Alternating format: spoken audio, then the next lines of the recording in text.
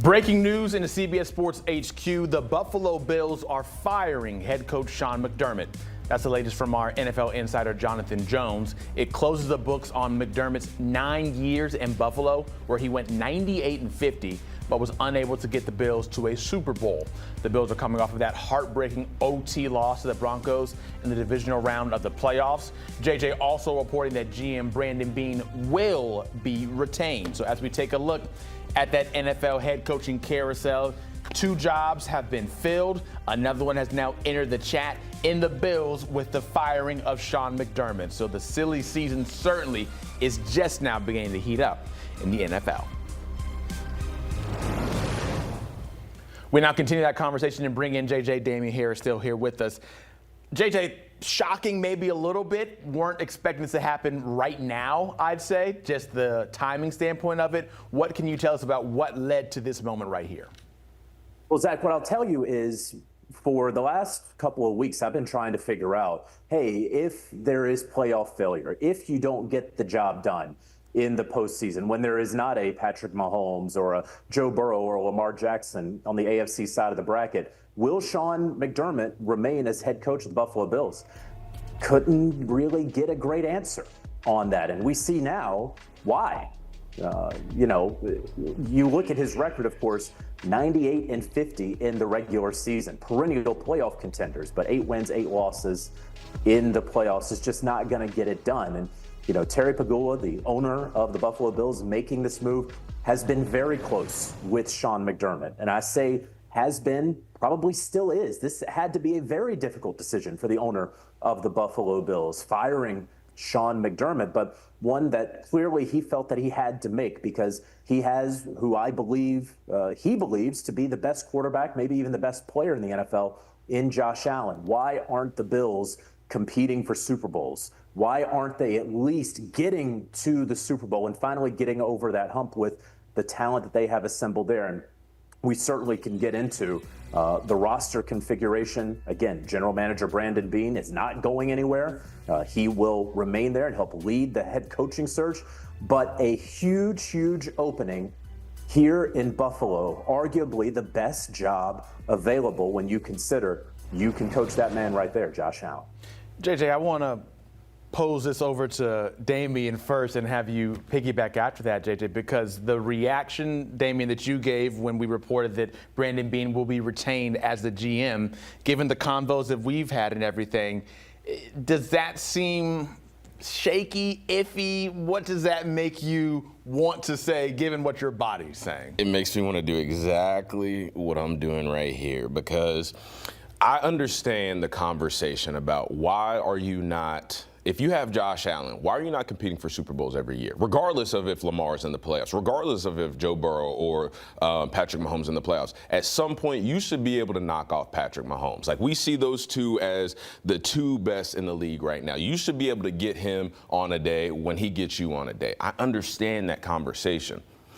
I want to talk about the fact that what help. Now, I know he had Stephon Diggs. I'm talking about drafting guys, developing guys like Keon Coleman, who they were enamored by, who Brandon Beane, the GM, the entire front office staff fell in love with from an interview, from the jokes, the laughs, and et cetera. And that doesn't pan out. That's a weapon that would have helped Josh Allen win.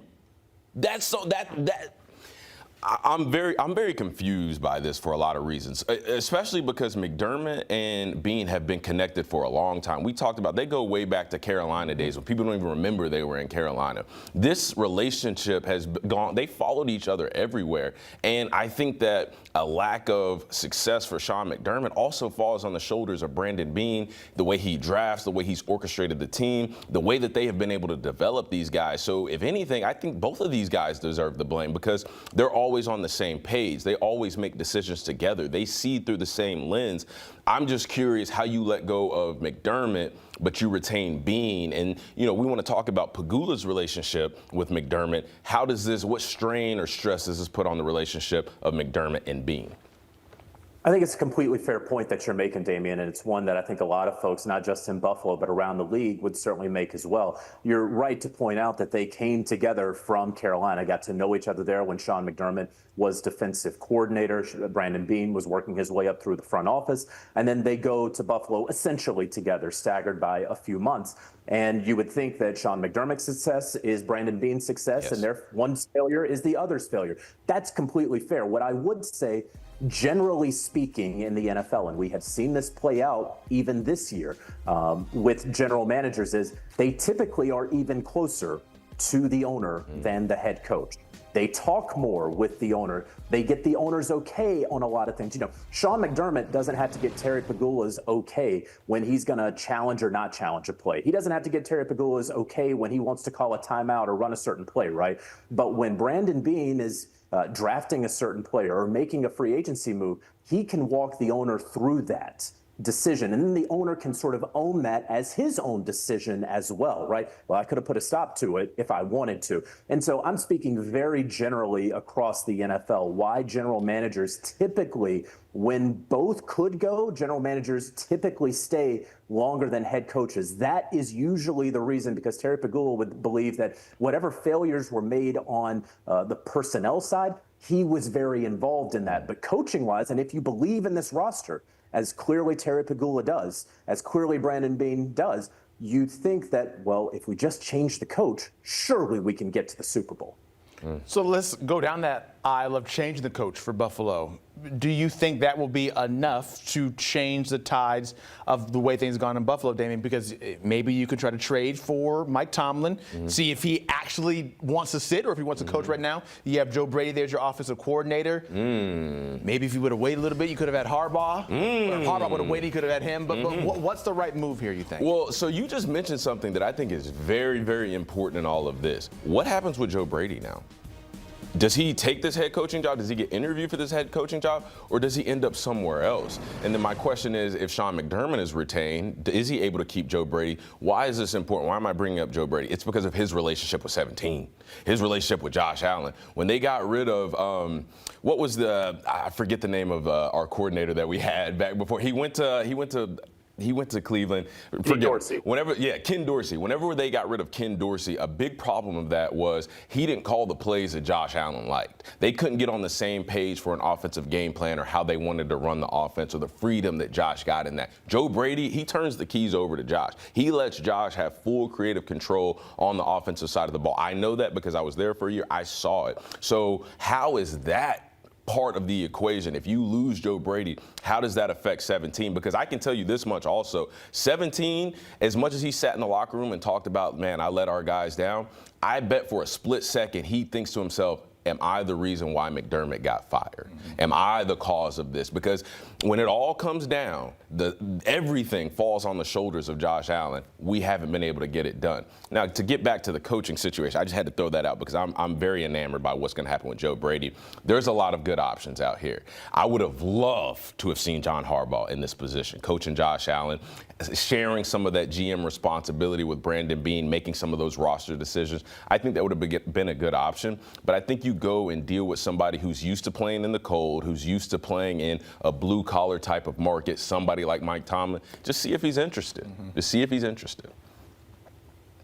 I'll tell you this.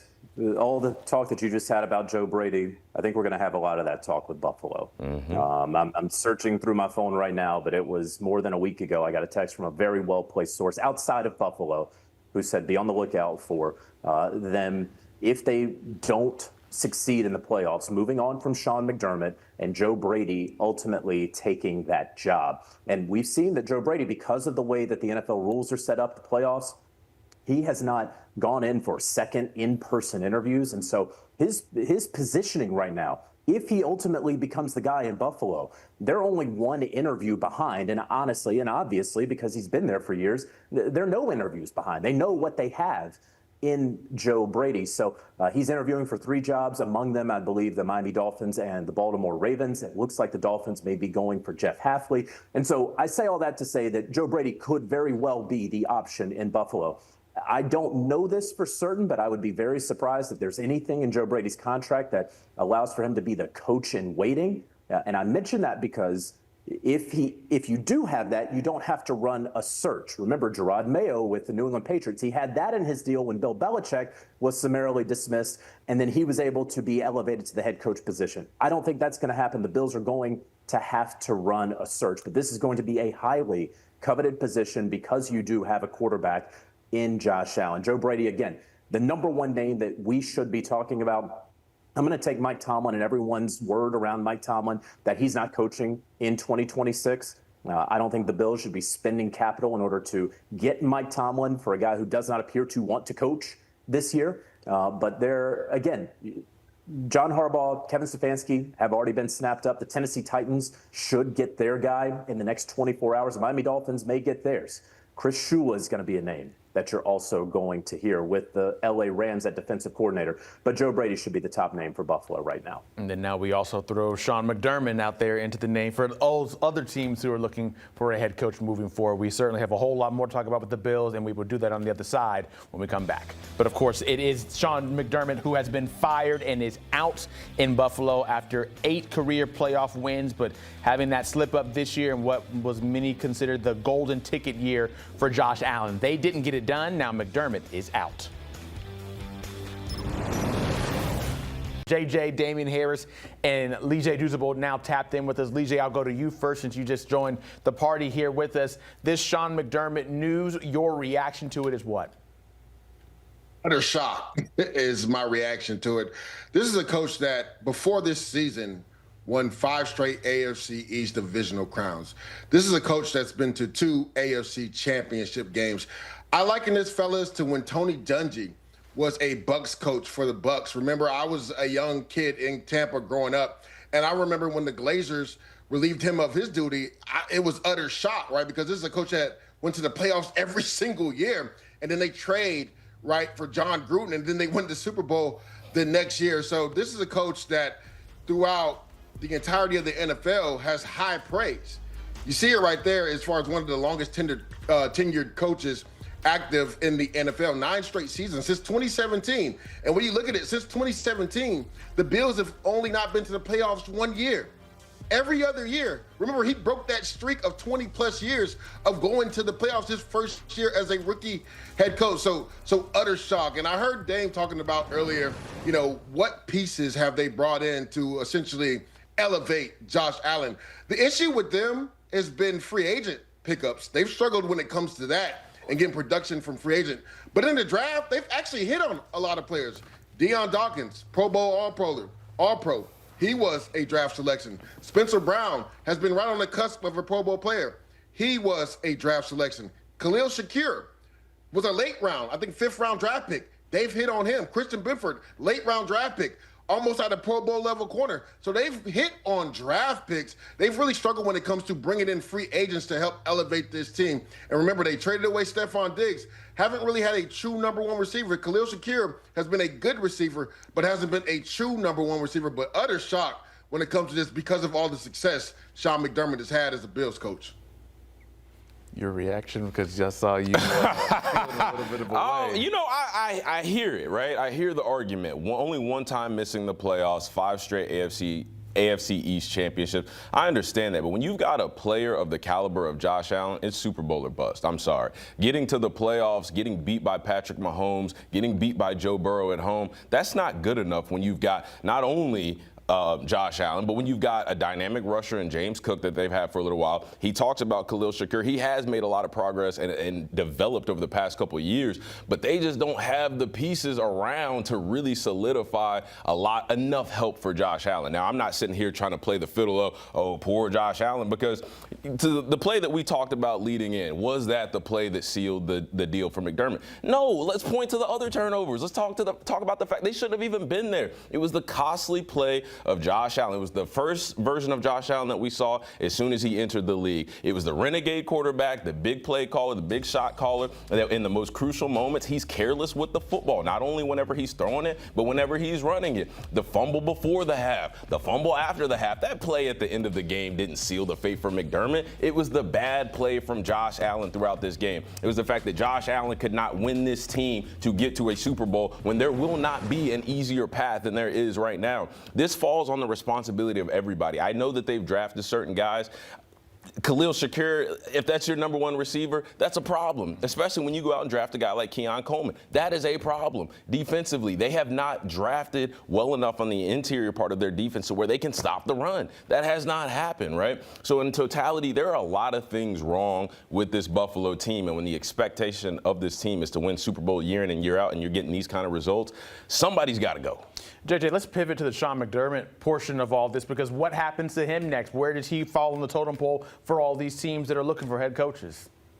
Again, the Miami Dolphins pretty deep in their process. Could be Jeff Hafley. I'm told Joe Brady interviewed quite well there. The Baltimore Ravens have interviewed, I think, 15, maybe 16 coaches so far. It looks like the Tennessee Titans want to make a decision on their head coach soon. But you look elsewhere, and Sean McDermott should be a coach that is in demand, right? We talked a few weeks ago at the end of the regular season about how this was supposed to be a boring cycle, and in part because the coaching candidate pool wasn't very rich. Then a whole bunch of current coaches got fired, and now the best candidates are the guys who just had jobs and got fired from those jobs, right? I mean, look, John Harbaugh and Kevin Stefanski have just gotten jobs. Mike McDaniel very well may get a head coaching job, and Sean McDermott may be next up. Now, you look around, I don't think that Sean McDermott, or really any coach that will have options, will be interested in the Arizona Cardinals. Perhaps the Baltimore Ravens want to give him a look. You continue on. The Cleveland Browns, maybe he's interested in that. Defensive coach, certainly they have a defense there. The Las Vegas Raiders getting the #1 overall pick, working with Tom Brady. However, you, of course, have to play in the AFC West, a very difficult division there. And as you continue on, there's lastly the Pittsburgh Steelers, who traditionally do not go for coaches who have coached it somewhere else before at the top. They have always gotten the up-and-comer. So he could be thrown into the mix there. Certainly, he will be a candidate for a job. And if he does not get one this cycle, I can already anticipate Sean McDermott would be a top, if not the top candidate next year. Jonathan Jones, thank you so much. I know you will be very busy, but we'll tap back in with you in the future as we see what else is shaking up around the NFL. So you take a look at that Bills roster and their notable free agents for this season, and it's certainly some notable names. A lot to be figured out in Buffalo and the offensive and defensive side of the ball as they now look for a new head coach. But Brandon Beane will be retained as the GM in Buffalo.